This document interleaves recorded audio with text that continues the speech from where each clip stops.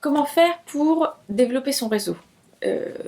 On se dit souvent oh, j'ai pas de réseau du tout dans ce secteur-là, ça va pas être possible.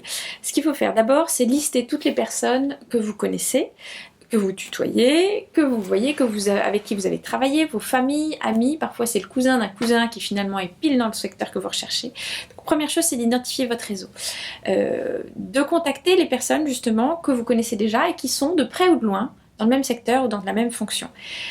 De les faire parler justement et ensuite de leur demander à eux qui sont dans ce métier-là d'autres contacts. Ça vous permet après d'élargir et de rencontrer de plus en plus de personnes et d'affiner votre recherche. Quand une personne que vous connaissez vous a donné le contact de quelqu'un que vous pouvez appeler, ce qui est très important quand vous l'appelez, c'est tout de suite de lui donner le contexte, c'est-à-dire vous l'appelez à titre personnel, de la part de un tel.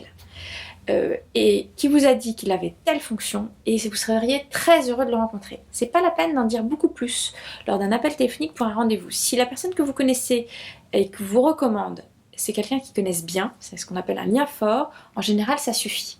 Pour chaque entretien réseau que vous avez obtenu, ce qui est important, c'est de savoir pour vous quel est votre objectif pour cet entretien, quelles sont les questions pour lesquelles vous n'avez pas encore de réponse et qui vous intéressent. Quand vous demandez un entretien réseau, ce qui est très important, c'est de préciser que vous ne demandez pas une offre d'emploi ou un emploi. La personne sinon peut vous dire « ah ben non, je peux pas, j'en ai pas ». Donc l'idée c'est votre expérience, c'est votre vision du métier qui m'intéresse. Et vous êtes là pour avoir des informations et pas pour avoir un emploi. L'intérêt de passer par ces entretiens réseau, c'est que ça vous permet vraiment d'avancer dans votre réflexion. C'est une démarche qui vous permet d'avancer de façon concrète. Et parfois, un entretien réseau va vous faire avancer dans votre ciblage, dans votre réflexion, dans votre argumentaire, beaucoup plus que 20 réponses à annonces qui auront été sans réponse et sans issue. Un point très important, une fois que vous avez eu un entretien réseau, c'est de remercier la personne le soir même. Elle l'a fait par amitié pour la personne qui vous a recommandé.